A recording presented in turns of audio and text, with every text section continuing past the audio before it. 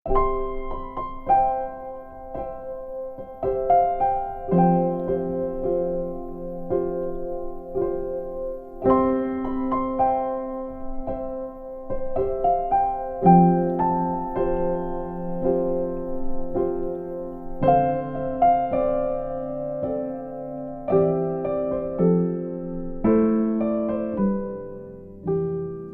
ini adalah Jumat Agung, di mana kita memperingati kematian Tuhan Yesus. Kita akan merenungkan kembali kasih Tuhan Yesus yang luar biasa yang diberikan kepada kita semua. Saya mau mengatakan sesuatu kepada saudara, bahwa apapun yang kita alami hari-hari ini dalam pandemi COVID-19 dan krisis ekonomi, kita harus tahu bahwa Tuhan Yesus sangat-sangat mengasihi kita semua. Yang paling penting kita harus mengerti bahwa kasih Tuhan Yesus kepada kita adalah supaya kita diselamatkan. Melalui segala peristiwa ini, kita harus ingat seperti yang terdapat dalam Roma 8 ayat 28 yang berkata, kita tahu sekarang bahwa Allah turut bekerja dalam segala sesuatu, baik enak maupun tidak enak, untuk mendatangkan kebaikan bagi mereka yang mengasihi Dia. Apakah saudara mengasihi Tuhan Yesus? Kalau saudara berkata ya, berarti ayat ini buat saudara dan juga buat saya. Saya percaya melalui semua yang terjadi, kita yang mengasihi Tuhan Yesus akan makin serupa dengan gambarnya. Melalui semua yang terjadi juga, mereka yang selama ini tertidur, suam-suam kuku, mati rohani akan dibangunkan kembali. Mereka akan bertobat dan minta ampun kepada Tuhan Yesus. Tuhan Yesus mengingatkan kita agar kita tidak hidup dalam ketakutan, kekhawatiran, kepanikan yang terus-menerus. Karena itu kita harus mengingat firman Tuhan dalam Yesaya 30 ayat 15 bagian B yang berkata, dalam tinggal tenang dan percaya terletak kekuatanmu. Kasih Yesus sungguh indah di dalam hidupku ini. Sungguh manis, lebih manis hidup bersama Yesus. Yesus, nama Yesus, pujilah Dia, kasih-Nya kepada saya sampai selama-lamanya. Yesus, nama Yesus, pujilah Dia, kasih-Nya kepada saya sampai selama-lamanya. Oh, kasih-Nya kepada saya sampai selama-lamanya.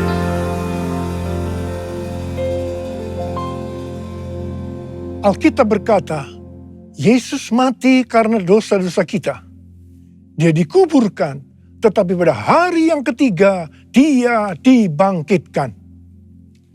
Alkitab berkata, semua orang telah berbuat dosa dan telah kehilangan kemuliaan Allah. Upah dosa ialah maut, mati kekal selama-lamanya. Tempatnya di neraka. Neraka adalah tempat yang sangat mengerikan. Jangan sampai masuk neraka.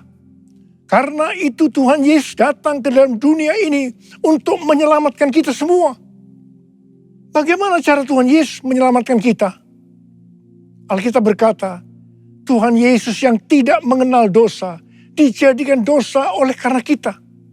Supaya di dalam Dia, yaitu mereka yang percaya kepada Tuhan Yesus, dibenarkan oleh Allah. Apa arti daripada ayat ini? Tadi dikatakan, semua orang telah berbuat dosa dan telah kehilangan kemuliaan Allah. Upah dosa ialah maut, mati. Jadi Tuhan Yesus harus mati menggantikan saudara dan saya. Kalau kita melihat cara mati Tuhan Yesus, saya katakan sangat-sangat tidak manusiawi. Alkitab menuliskan ada 10 tahap penderitaan Tuhan Yesus dari Taman Getsemani sampai Golgota. Sangat mengerikan. Tahap yang pertama, ketika berada di Taman Getsemani, Tuhan Yesus berdoa kepada Bapa dalam keadaan ketakutan. Sampai peluhnya seperti tetes-tetes darah yang jatuh ke tanah.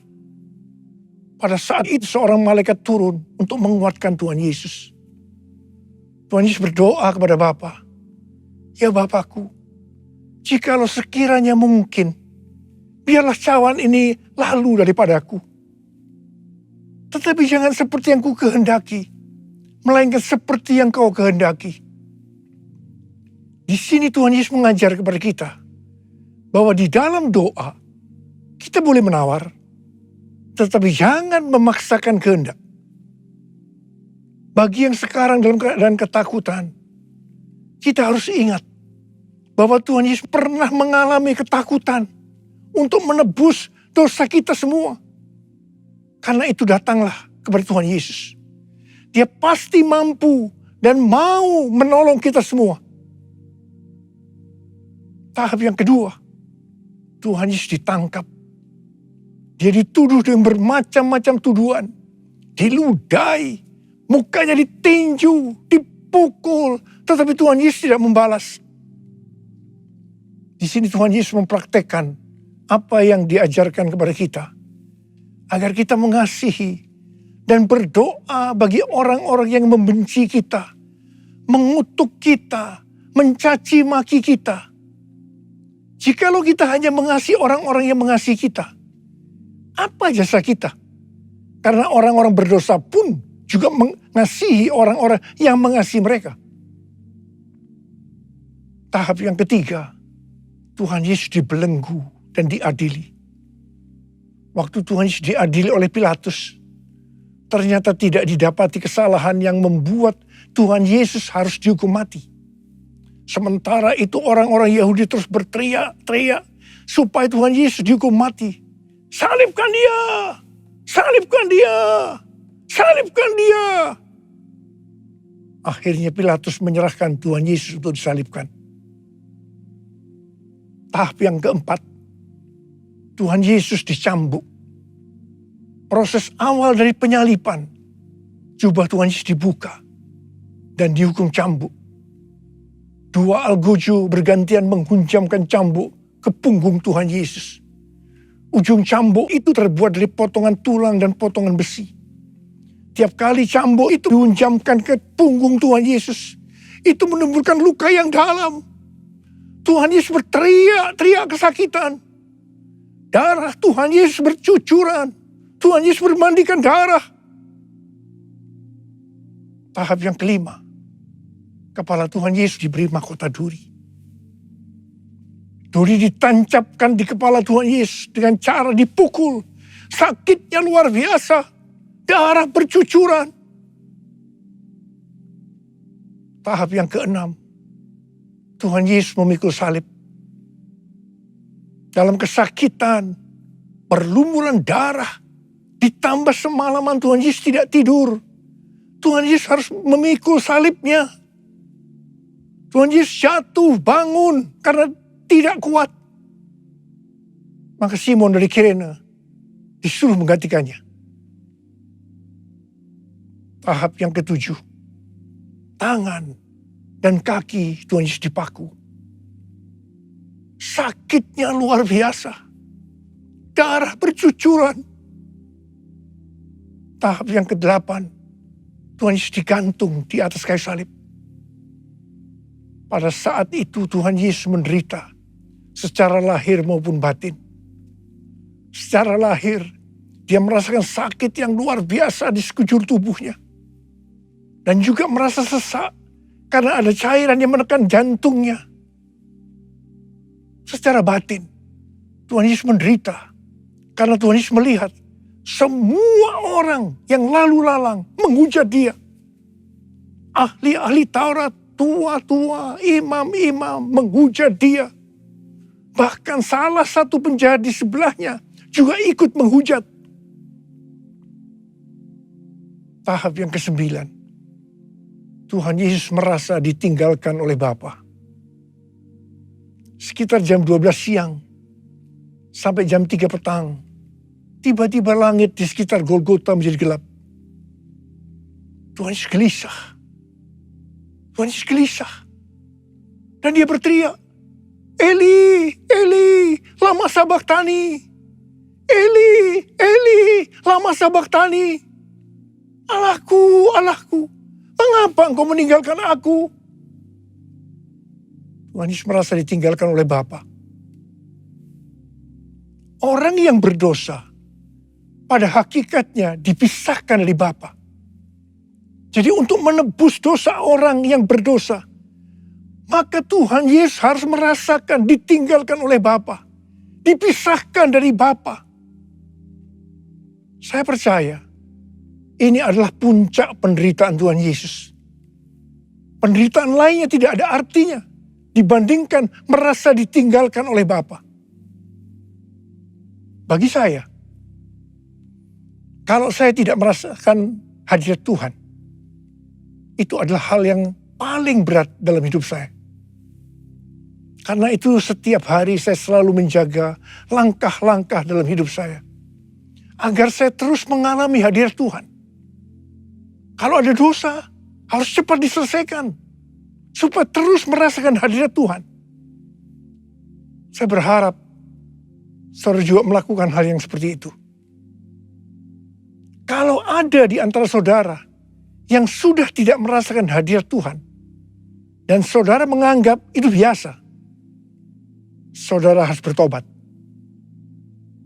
Tidak ada yang lebih berbahagia daripada kalau kita berada dalam hadirat Tuhan.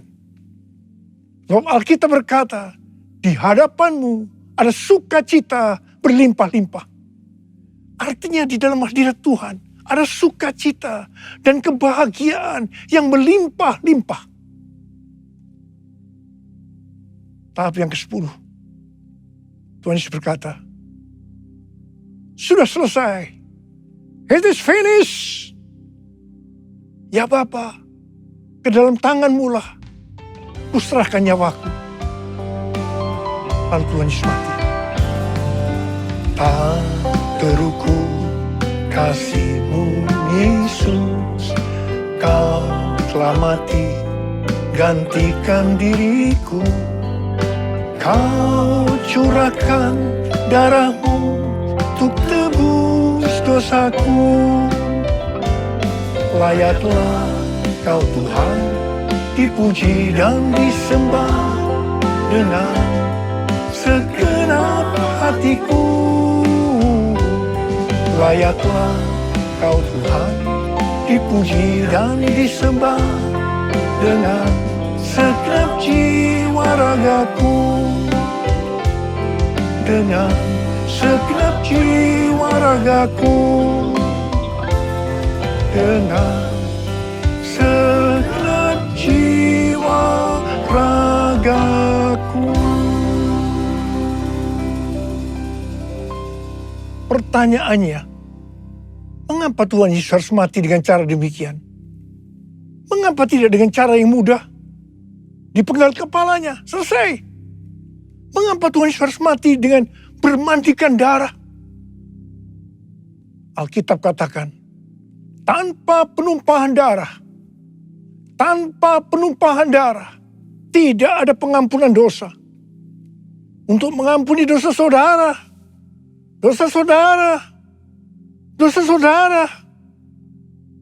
dan dosa saya, Tuhan Yesus harus mati dengan cara demikian.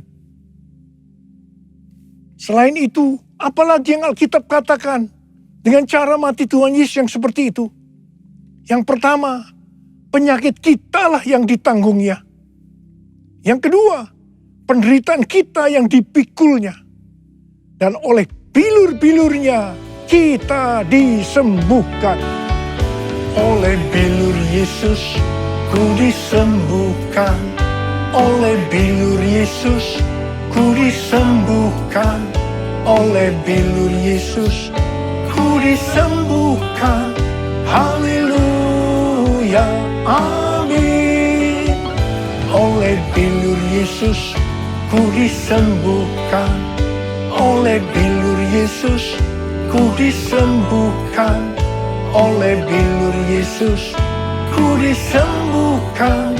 Haleluya, amin.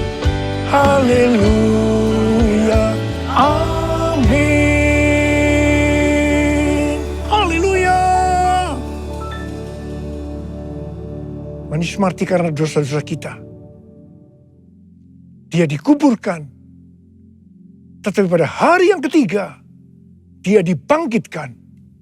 Haleluya. Tuhan Yesus tidak mati selamanya. Tetapi pada hari yang ketiga, Tuhan Yesus dibangkitkan. Apa yang Alkitab katakan? Kalau sampai Tuhan Yesus tidak bangkit. Yang pertama, sia-sialah pemberitaan firman Tuhan. Saya di sini memberitakan firman Tuhan. Tidak ada artinya. Sia-sia. Tetapi puji Tuhan. Tuhan Yesus hidup. Tuhan Yesus bangkit. Pemberitaan firman Tuhan menjadi tidak sia-sia. Hal yang kedua. Kalau sampai Tuhan Yesus tidak bangkit. Sia-sialah kepercayaan kita. Dan kita akan tetap mati dalam dosa-dosa kita. Demikian juga dengan orang-orang yang mati di dalam Tuhan. Mereka akan tetap binasa. Tetapi puji Tuhan, Tuhan Yesus bangkit. Kita tidak akan mati dalam dosa-dosa kita. Tetapi kita akan bersama-sama dengan Tuhan Yesus selama-lamanya. Haleluya. Dan hal yang ketiga, kalau sampai Tuhan Yesus tidak bangkit, kita adalah orang-orang yang paling malang dari segala manusia. Tetapi puji Tuhan, Tuhan Yesus bangkit. Kita bukan orang-orang yang paling malang, tapi justru orang-orang yang paling beruntung dari segala manusia. Ada berapa banyak di antara saudara orang-orang yang paling beruntung dari segala manusia? Saudara angkat tangan. Sebab dia hidup, ada hari esok. Sebab dia hidup, ku tak gentar. Karena ku tahu dia pegang hari esok. Hidup jadi berarti sebab dia hidup. Hidup jadi berarti sebab dia hidup. Hidup jadi berarti sebab Yesus hidup. Karena Tuhan Yesus hidup, maka ada hari esok. Karena Tuhan Yesus yang pegang hari esok saudara dan saya, dia hidup. Dia berkata kepada kita, jangan kamu takut, jangan kamu khawatir, jangan kamu panik. Karena Tuhan Yesus hidup, maka mujizat-mujizat yang dilakukan oleh Tuhan Yesus 2000 tahun yang lalu masih ada sampai dengan hari ini. Orang buta melihat, orang lumpuh berjalan, orang tuli mendengar, orang mati dibangkitkan, orang kusta menjadi tahir, dan kepada orang miskin diberitakan kabar baik. Karena Tuhan Yesus hidup, kita akan melihat Pentakosta yang ketiga akan digenapi. Di mana melalui semua peristiwa yang sedang terjadi saat ini, penuaian jiwa yang terbesar dan yang terakhir sebelum Tuhan Yesus datang kembali terjadi. Bangkitnya generasi Yeremia, yaitu generasi anak-anak muda yang dipenuhi dengan Roh Kudus, cinta mati-matian kepada Tuhan Yesus, tidak kompromi terhadap dosa, dan akan memenangkan banyak jiwa. Kepada kita, orang yang sungguh-sungguh dengan Tuhan, akan diberikan kuasa untuk menyelesaikan amanat agung Tuhan Yesus. Karena Tuhan Yesus hidup, maka dia mengingatkan kepada kita, sesuai dengan 1 Petrus 2 ayat 9 yang berkata, tetapi kamulah bangsa yang terpilih, imamat yang rajani, bangsa yang kudus, umat kepunyaan Allah sendiri, supaya kamu memberitakan perbuatan-perbuatan yang besar dari Dia, yang telah memanggil kamu keluar dari kegelapan kepada terangnya yang ajaib.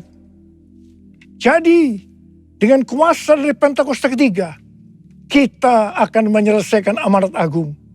Dan setelah itu Tuhan Yesus datang kembali. Haleluya. Karena Tuhan Yesus hidup, maka memasuki tahun 2022, dia memberikan tema bahwa tahun 2022 adalah tahun paradigma yang baru. Kita diminta untuk tidak mengingat-ingat hal-hal yang dulu. Sebab Tuhan sedang membuat sesuatu yang baru dengan cara yang ajaib. Tuhan akan menolong kita untuk memecahkan masalah-masalah yang kita hadapi dalam seluruh aspek kehidupan kita. Dengan cara yang baru atau paradigma yang baru. Tuhan mengingatkan agar kita yang sudah percaya dan lahir baru tidak lagi hidup dengan paradigma yang lama atau paradigma duniawi. Kita harus mengarahkan pandangan kita ke depan dan berlari-lari kepada tujuan yang artinya mengejar meskipun menderita untuk mendapatkan mahkota. Masuk surga dengan hadiah, yaitu mahkota surgawi. Darah-Mu Yesus sucikan daku, darah-Mu Yesus bebaskanku, darah-Mu Yesus ubahkan daku, ku dijadikan baru. Darah-Mu Yesus, darah-Mu Yesus sucikan daku, darah-Mu Yesus bebaskanku, darah-Mu Yesus ubahkan daku, ku dijadikan baru, ku dijadikan baru, ku dijadikan baru. Mari saya ajak kita angkat tangan di hadapan Tuhan. Mari kita katakan, Yesus, Yesus, Kau berarti bagiku. Yesus, Yesus, Kau segalanya bagiku. Yesus, Yesus, Kau berarti bagiku. Yesus, Yesus, Kau segalanya bagiku. Kau segalanya bagiku. Kau segalanya bagiku. Angkat tangan saudara. Kita berbahasa roh sama-sama. Sembah Dia. Uriya lama kana maya rala basande rala bala bala bala. Oh rala rala rala rala rala bala bala bala. Oh rala rala bala bala bala bala bala bala bala bala bala bala. Oh Tuhan Yesus, Tuhan Yesus, Tuhan Yesus. Oh ya lala bala bala bala. Berkati anak-anak-Mu Tuhan. Berkati anak-anak-Mu semua. Mereka sudah mengangkat tangan di depan Tuhan. Berkat-Mu melimpah buat mereka. Berkat-Mu melimpah. Terima berkat Tuhan. Terima berkat Tuhan. Terima berkat Tuhan. Terima kasih. Tuhan terima kasih. Tuhan terima kasih. Tuhan terima kasih. Tuhan terima kasih dalam nama Yesus. Amin.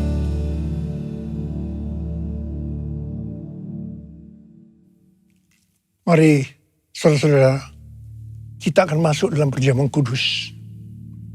Kita akan mengingat ayat ini. Sebab setiap kali kamu makan roti ini dan minum cawan ini, kamu memberitakan kematian Tuhan sampai Ia datang. Perjamuan kudus adalah perjamuan Tuhan Yesus sendiri. Setiap kali kita masuk dalam perjamuan kudus, Tuhan Yesus selalu berkata, biarlah ini menjadi peringatan akan daku. Peringatan akan daku. Karena itu mari arahkan hati kita kepada kebaikan Tuhan. Kita akan mengingat kebaikan Tuhan. Supaya kita lebih mengasihi Tuhan Yesus. Supaya kita lebih mengasihi satu dengan yang lain. Mari tundukkan kepala. Bapa, siapakah kami sebelum kami mengenal Engkau? Kami semua orang berdosa. Upah dosa adalah maut, mati. Mati kekal selama-lamanya. Tapi Engkau ya Aba, yang tidak berdosa, telah dijadikan dosa oleh karena kami. Engkau harus turun dari surga mulia, mati ganti kami dengan penderitaan yang luar biasa. Sungguh kalau kami pikirkan Bapa, betapa baiknya Engkau itu. Engkau jadikan kami sebagai anak-anak-Mu. Engkau tuntun, Engkau bela, Engkau lindungi, Engkau berkati. Engkau sembuhkan kami. Engkau tegur kalau kami salah ya Aba. Itu Engkau ya Aba, itu Engkau. Tuhan akan memberkati kita semua melalui perjamuan kudus. Tapi Tuhan mau kita makan dan minum dengan cara yang benar. Karena itu masing-masing kita introspeksi. Mari kita periksa diri kita saat ini. Kalau Tuhan ingatkan ada dosa yang belum diselesaikan, langsung kita minta ampun. Minta ampun di hadapan Tuhan. Ampuni saya Tuhan, ampuni. Ampuni saya Tuhan, ampuni saya. Kau melihat anak-anak-Mu yang sedang meminta ampun kepadamu Tuhan. Kau melihat mereka. Engkau begitu rindu untuk memberkati kami semua. Ya Tuhan, lihatlah anak-anak-Mu Tuhan. Ampuni kami, ampuni kami. Kami akan masuk dalam perjamuan kudus dengan hati yang penuh ucapan syukur. Dalam nama Yesus kami berdoa. Amin. Sekarang mari kita angkat roti di tangan kanan kita tinggi-tinggi. Sebab apa yang telah kuteruskan kepadamu telah aku terima dari Tuhan. Yaitu bahwa Tuhan Yesus pada malam waktu yang diserahkan mengambil roti. Dan sesudah itu ia mengucap syukur atasnya. Dia memecah-mecahkannya dan berkata, inilah tubuhku yang diserahkan bagi kamu. Perbuatlah ini menjadi peringatan akan aku. Saudara yang kasih Tuhan, bukankah roti yang kita pecah-pecahkan ini adalah persekutuan kita dengan tubuh Kristus? Mari kita makan dalam nama Yesus.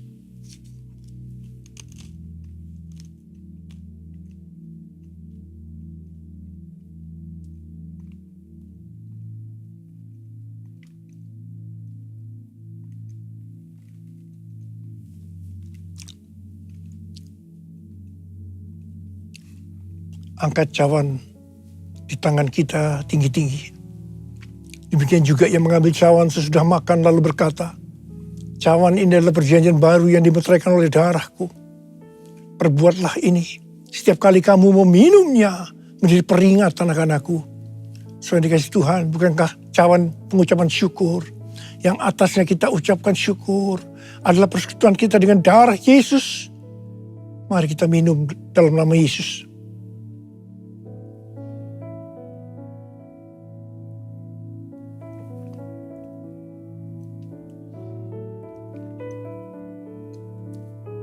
Mari ucapkan syukur dan terima kasih kepada Tuhan dengan suara. Jangan diam, keluarkan suara. Tuhan terima kasih.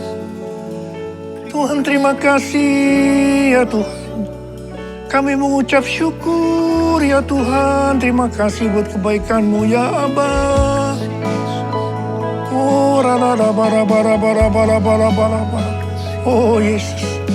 Oh Yesus, Yesus, Yesus, Tuhan Yesus, Tuhan Yesus. Bapa terima kasih. Terima kasih. Terima kasih pesan-Mu hari ini. Oleh bilur-bilur-Mu kami semua disembuhkan. Oleh bilur-bilur-Mu kami semua disembuhkan. Terima kasih Tuhan. Hamba berdoa bagi mereka yang sakit saat ini. Angkat tangan saudara yang sakit, yang memerlukan kesembuhan, yang memerlukan mujizat Tuhan. Sembuh dalam nama Yesus. Sembuh dalam nama Yesus, mujizat terjadi. Terima kesembuhan, terima mujizat Tuhan, terima. Terima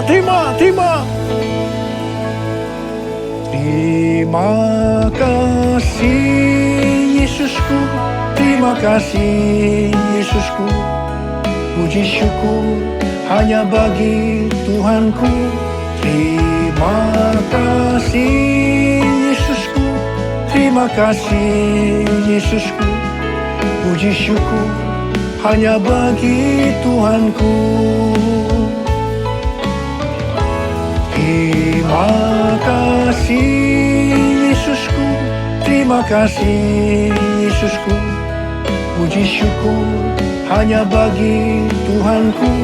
Terima kasih Yesusku, terima kasih Yesusku, puji syukur hanya bagi Tuhanku. Puji syukur hanya bagi Tuhanku. Puji syukur hanya bagi Tuhanku. Terima kasih Abba. Terima kasih Abba. Terima kasih. Terima kasih. Mari angkat tangan saudara. Terimalah berkat Tuhan. Kasih karunia yang berlimpah-limpah daripada Allah Bapa di dalam Anak yang tunggal Yesus Kristus. Persekutuan yang manis dengan Roh Kudus menyertai saudara sekalian mulai hari ini sampai Tuhan Yesus datang menjemput kita di awan-awan dan bahkan sampai selama-lamanya. Yang percaya bersama-sama katakan amin.